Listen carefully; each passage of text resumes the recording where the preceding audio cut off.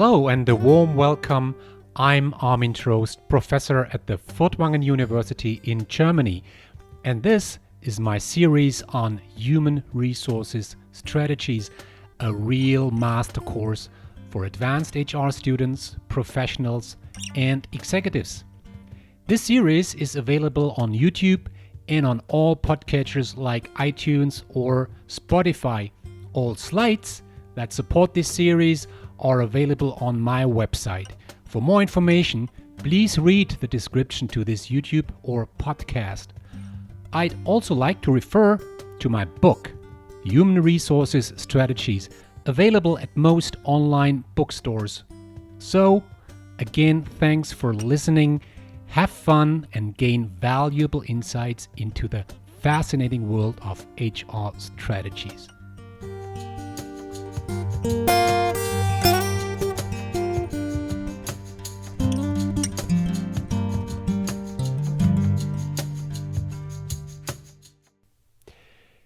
Today we talk about leadership development, executive education, however you name it. And I don't want to talk too much about leadership per se, but I would like to share with you a view on it in the beginning.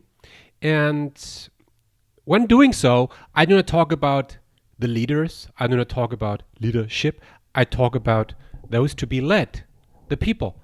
And when you think about the people, then you better understand the people's mind.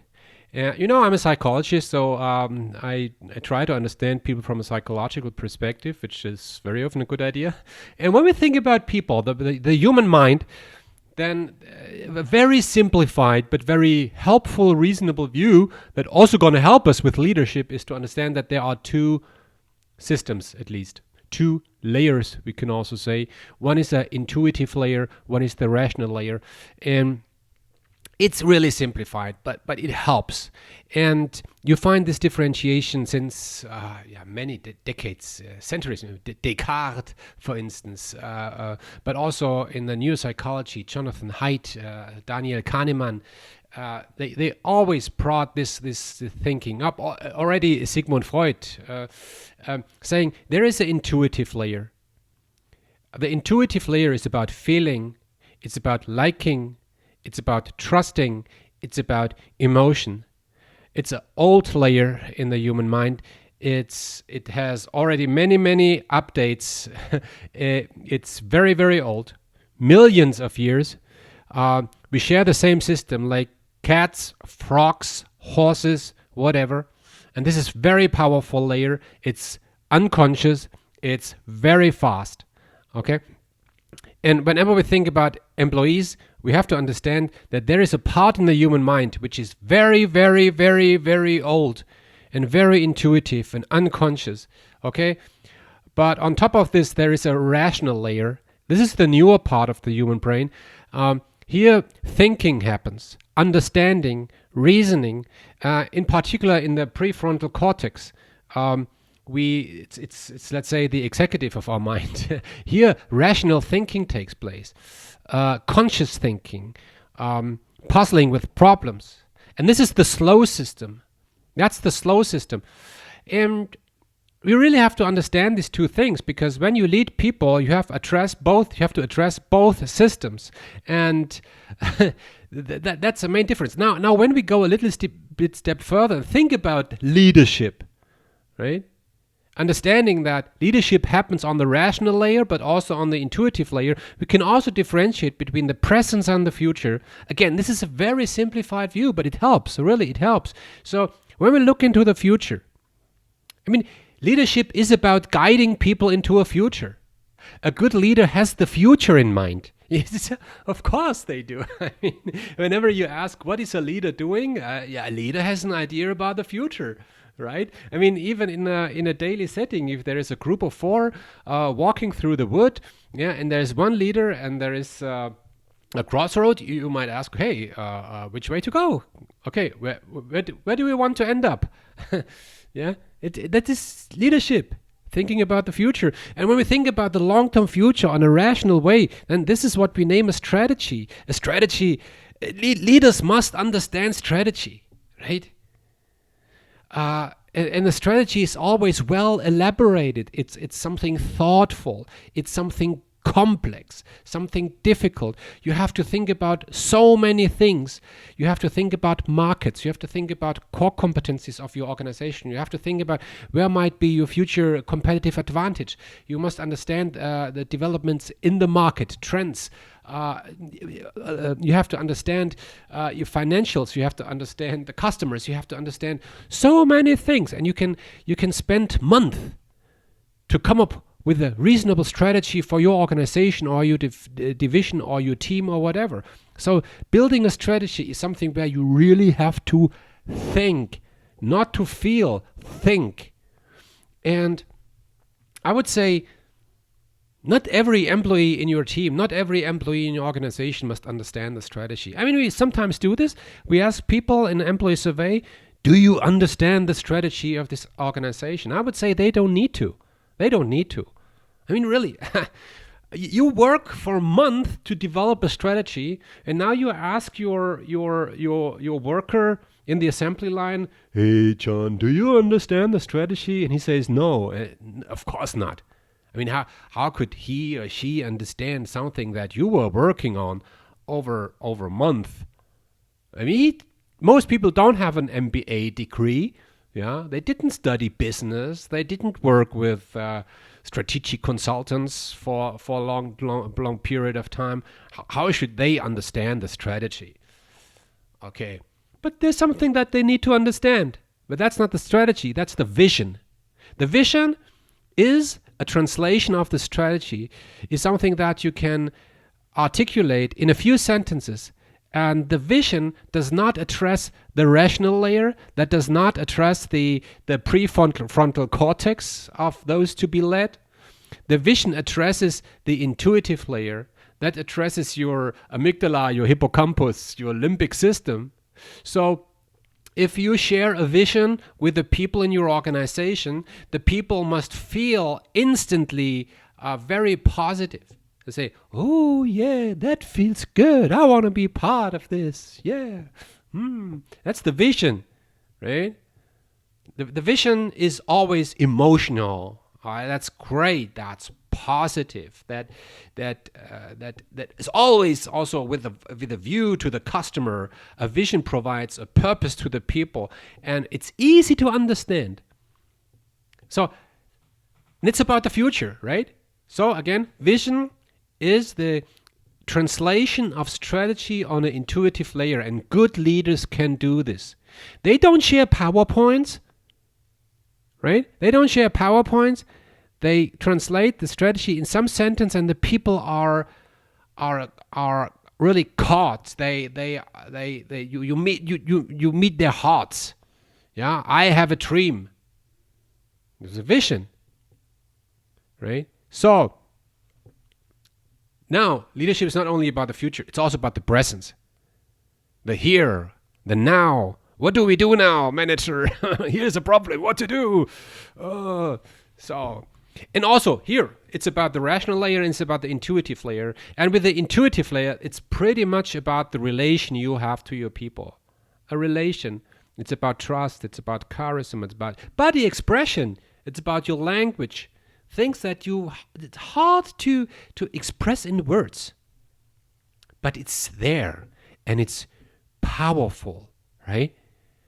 And on a rational layer, it's really about how you behave in a critical social situation based on your role.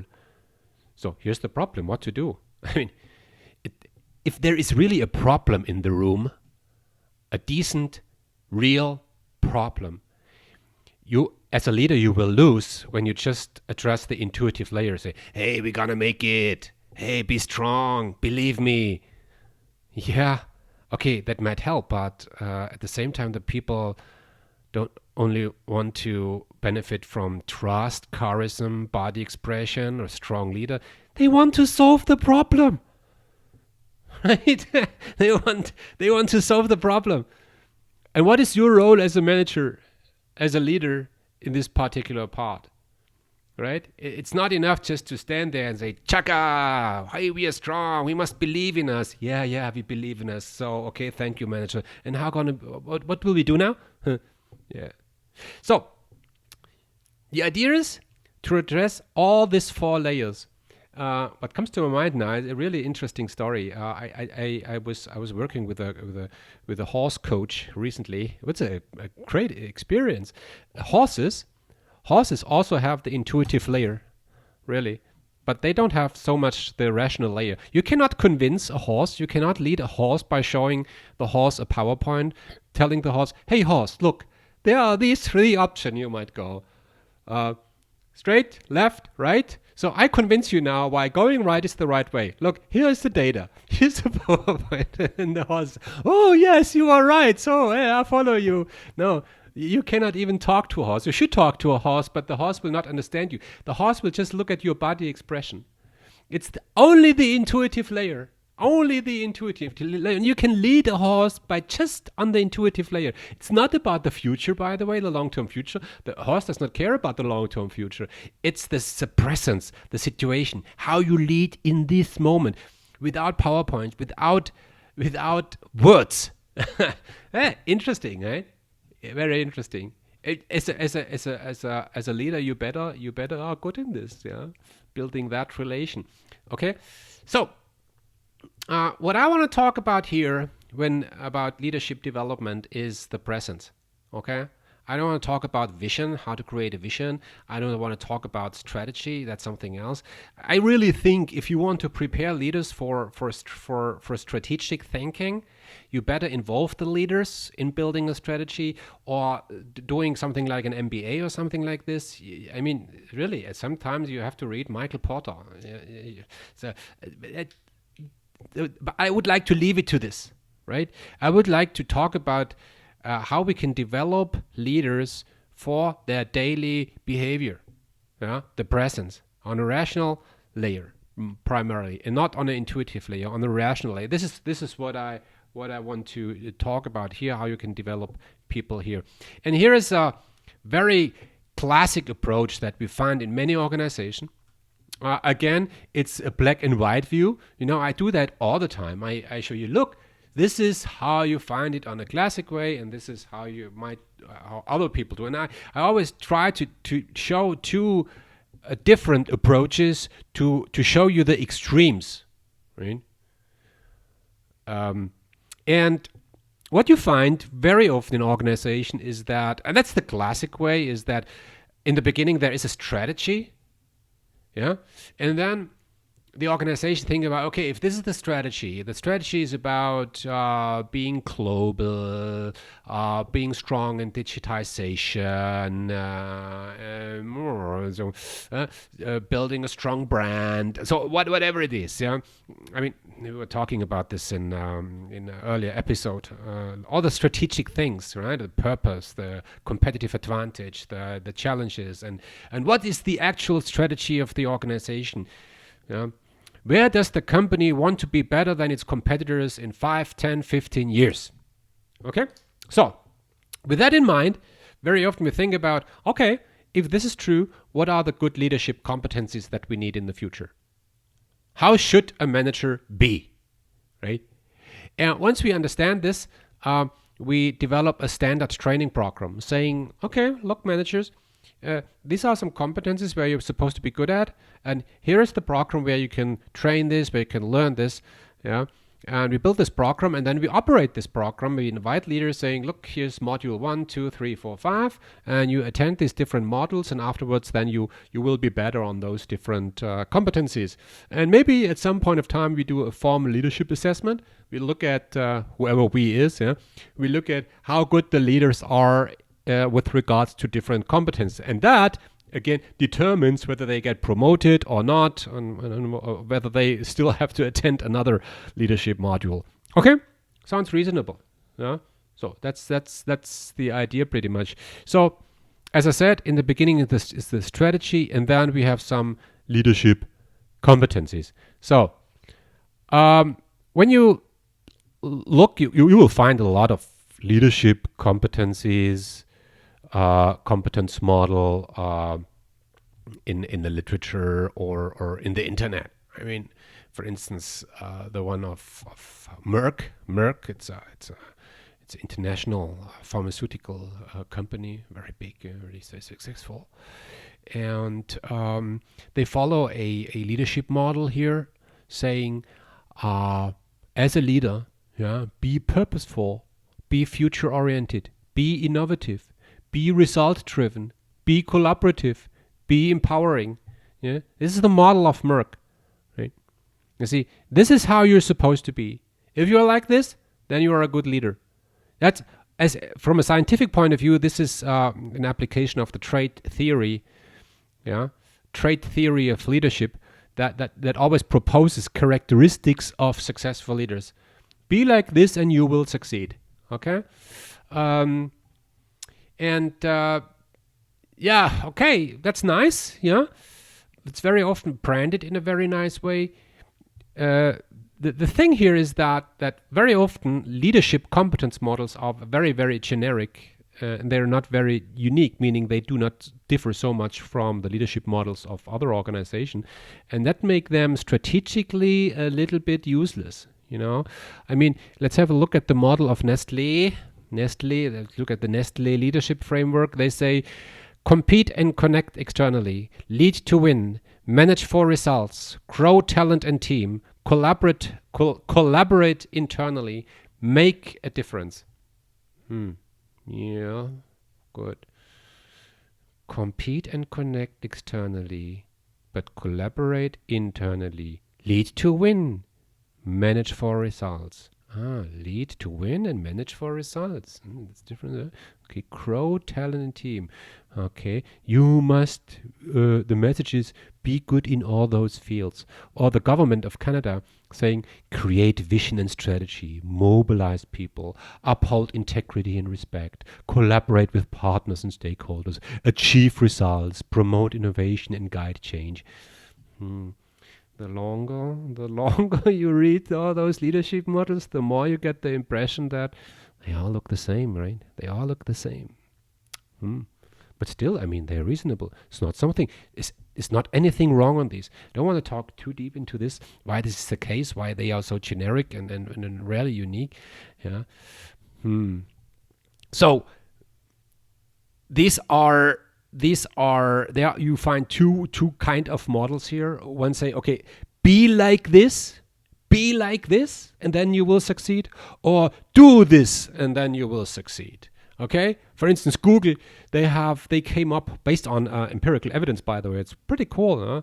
The Oxygen project. You can Google this. What do you find when you type in Google? Google Oxygen. And they made an analysis about what good managers do, and it's not about how you be; it's what you should do. Yeah. So a good manager is a good coach, empowers teams, and does not micromanage, expresses interest, concern for team members' success and personal well-being, is productive and result-oriented, is a good communicator, helps with career development, has a clear vision strategy for the team, has important technical skills that help him or her advise the team. Okay, it's a mixture about behavior and characteristics. If you have when you look at this carefully, what Google proposes, then you will understand that they have described the coach, the partner, and the enabler. Yeah, think about the structural and cultural context we were talking about in episode number 7, I think. And I will come back to this in this episode again. What they describe is the coach, partner, and enabler. And they say, be not a boss. Be not a boss. Very interesting. Okay, so here is the strategic decision you need to do in your organization. When you see all these kind of models, do you want to follow this path? Is that the way you want to go? Then your strategic alignment sounds like this. Leadership competencies are defined top down, right? They are part of the strategic priorities of the company as a whole and describe how leaders should be. Or I could add here, how leaders should behave. Do you want something like this? This overall framework that tell the managers this is how you want to be, need to be, this is how you should act? Or is it the opposite?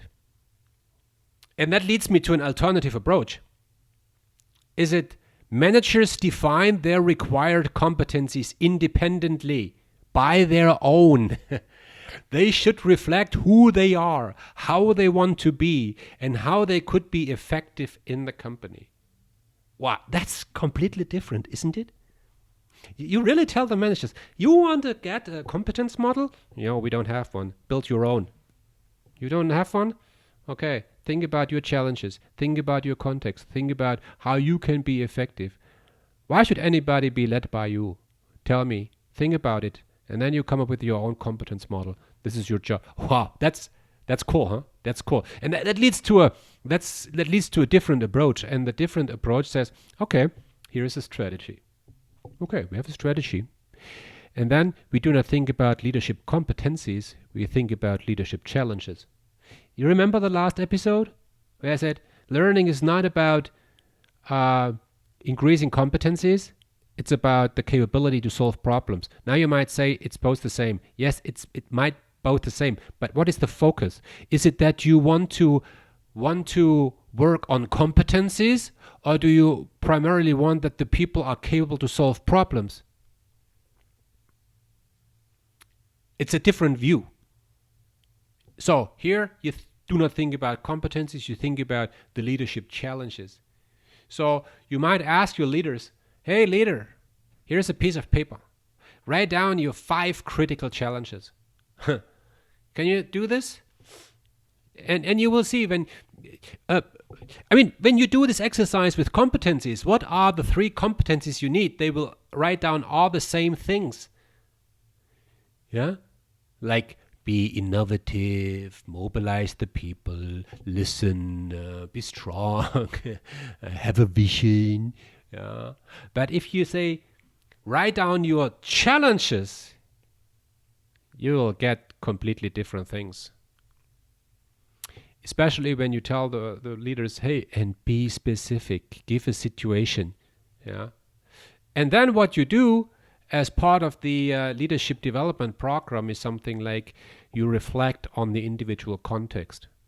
What does that mean? Reflecting on the individual context. You do exactly what I've described in episode 6 and 7. Think about the context in which you lead.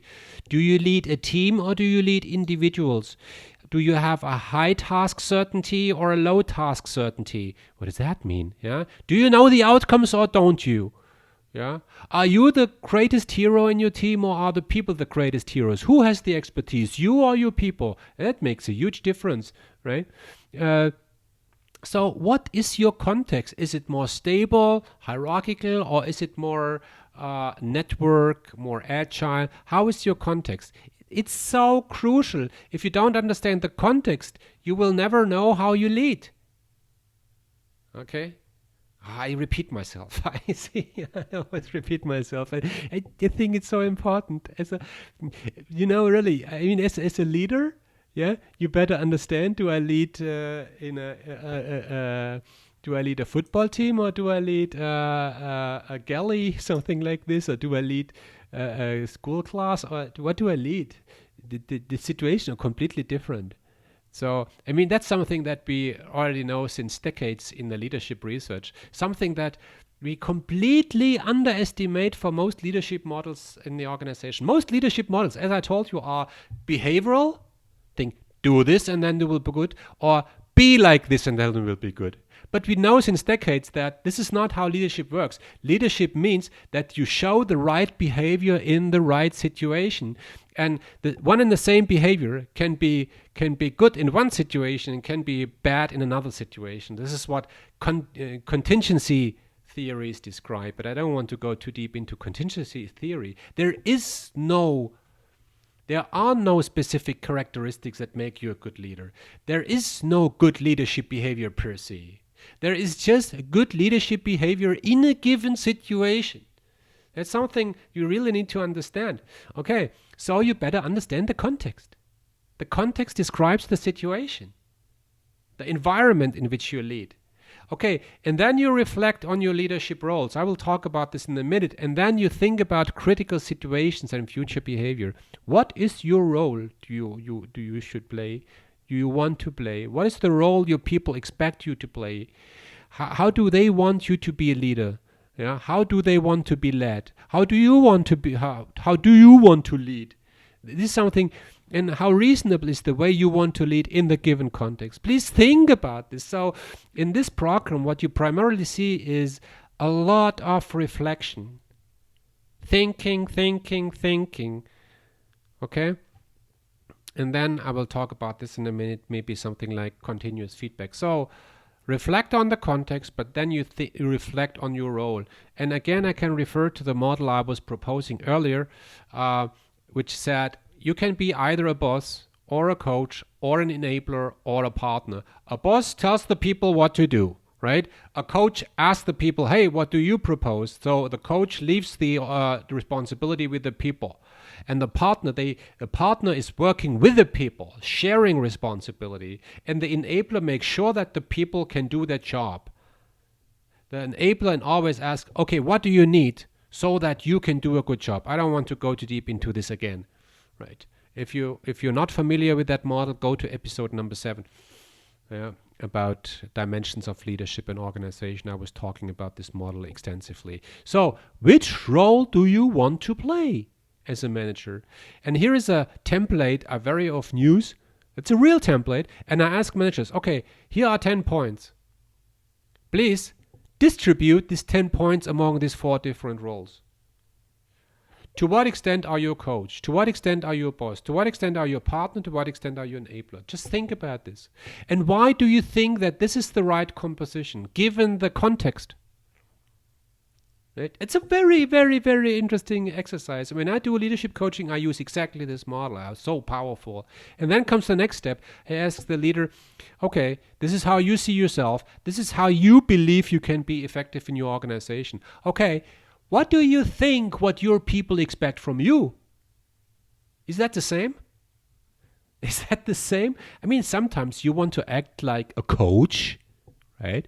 You always push back, and whenever you get a question from your people, you ask a question back. What do you think? What do you propose? Yeah. And the people, they want to have a boss. Hey, just tell us. Boss, just tell us. Here's the problem. What should we do? Tell us. Here's the decision. What should we do? Please decide. And you always push back saying, what do you propose? And if they don't understand, your people do not understand the same role as you are in trouble. Your daily work will be a stack of misunderstanding, frustration, constant irritation. I promise you. If you have a different picture about yourself as a leader than your team has, wow, you're gonna walk through hard time. It's like it's like playing a game, but you understand the rules differently than the others. Oh, and if you're not aware of this, wow. I can predict if you do an employee survey, you're going to have some very, very, very bad results. Really. Okay. So you think about your role and you think about how the people you lead think about your role and you think about whether that fits. Okay.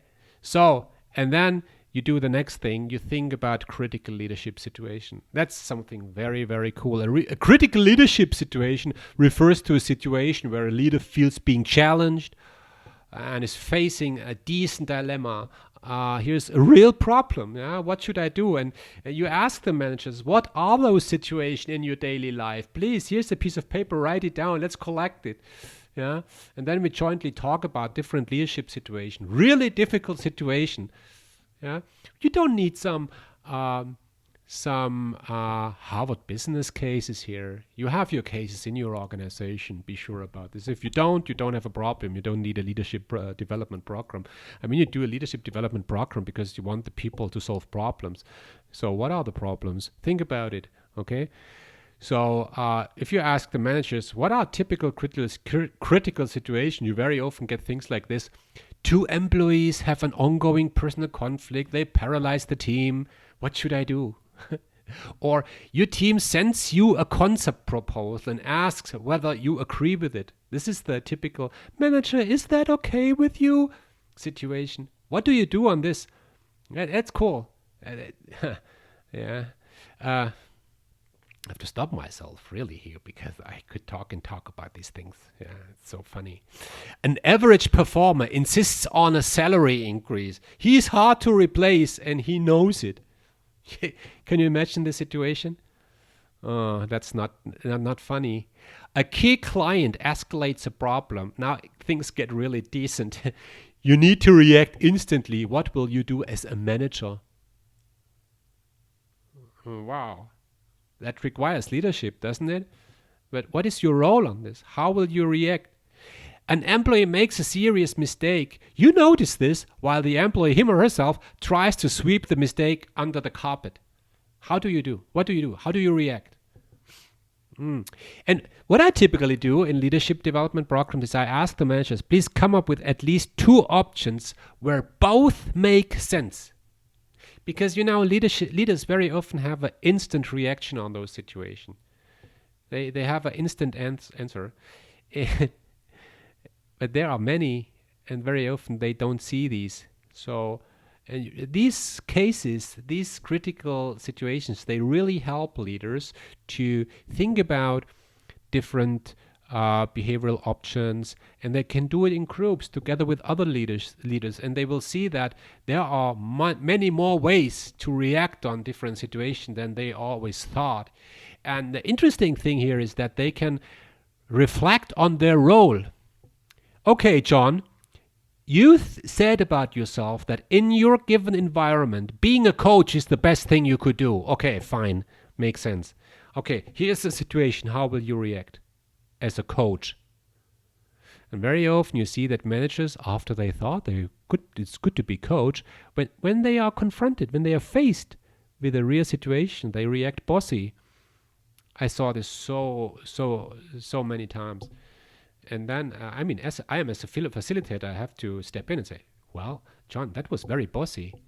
Why don't you react as a coach? You said you want to be a coach, so why don't you want to be a coach here in this situation? I don't know how I can be a coach in this situation. Okay, let's talk about this. And that's eye-opening, right? If you are asked by your team, is that okay with you?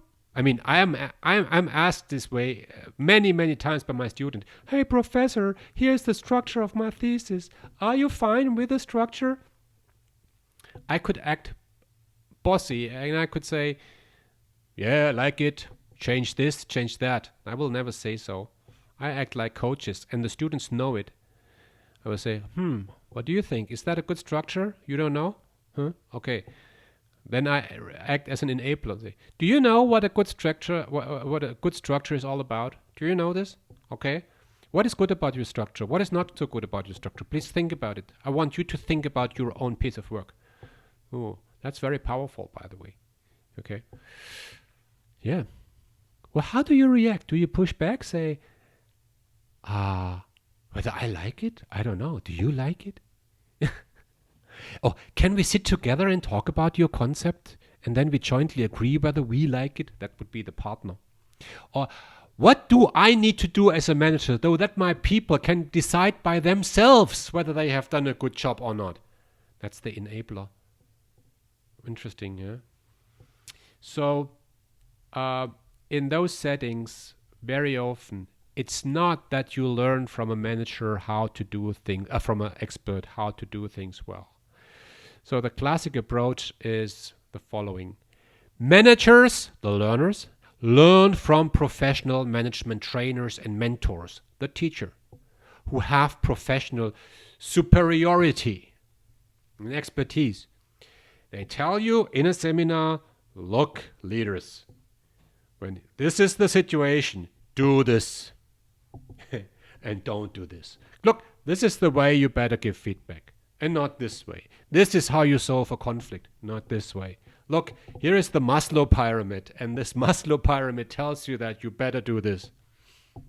Here is the model of Rumen Yetton, telling that if you don't know the decision and if you don't have enough information, in this case, do the following. In many seminars, the trainers, the mentors, they act as if there would be an ultimate truth, the right behavior. Look, leaders, this is how you do things. Yes, could work to a certain extent if the trainer is very, very, very experienced. But the other strategic direction in leadership development might be different, saying leaders learn from and with others. In the course of joint reflection, they are teachers and learners at the same time. You know, that's a different way. You see? How do you want to run your executive education? How do you want to run your leadership development? Like this or like this? Or is it a combination? Yeah. And then comes the question of leadership evaluation. That's something that many programs incorporate.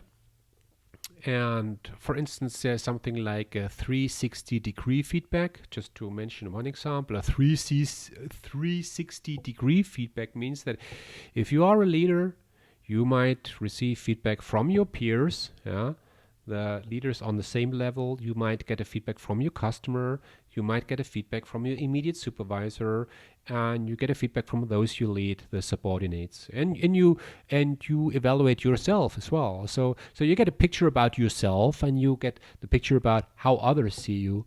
Okay, and that's very often done in a structured way, maybe using questionnaires. There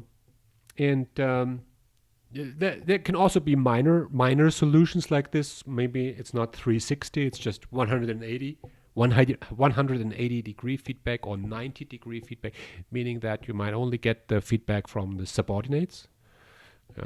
So you are evaluated by others, you're judged by others, or you are perceived by others, whatever that is. And the fundamental question here with any leadership evaluation or feedback system is, who is supposed to receive the report? Think about this. Huh? I ask this question all the time. You have this 360-degree feedback in your house. That's cool. I mean, per se, that could be a powerful thing, right?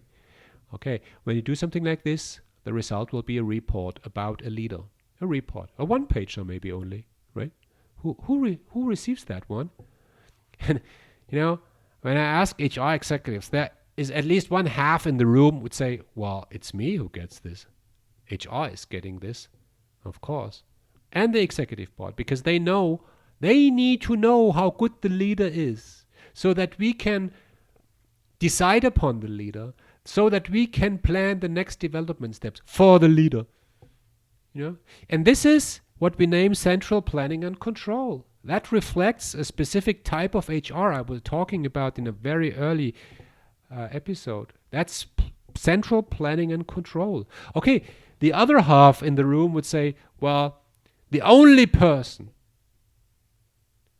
who gets the report is the leader, him or herself, because he or she needs the report to reflect on the result, to think about how he or she could become better in the future. If you do this, then we talk about feedback. You see, here is it again, the difference between feedback and judgment. And that is pretty much about people-centered enablement. You remember? People-centered enablement? That was one type of HR I was talking about. I guess in the third. I think in the third episode I was talking about this. This is a strategic decision you need to do when you do something like leadership evaluation or feedback. So one direction goes like this. Through regular, structured management evaluation and feedback, we HR identify the development needs of our managers. You might subscribe this one, right? Knowing that if you subscribe this one and you don't handle it right, this is not really a feedback. This is a judgment. Yeah. Okay. The other thing is a real feedback, and that goes like this. Structured management feedback offers our managers the opportunity to identify their own development potential, or I could add development needs. Yeah, that's feedback. Do you want to have judgment or feedback as part of your leadership development program? You see, it's another strategic decision to be made. So that was a longer episode, I guess, but it's so interesting and so relevant. I hope you took something home. With the next chapter, we still with the next episode we talk about knowledge management real quick, and then we move on to the topic of talent development, talent management. So thanks for listening, and see you in the next episode.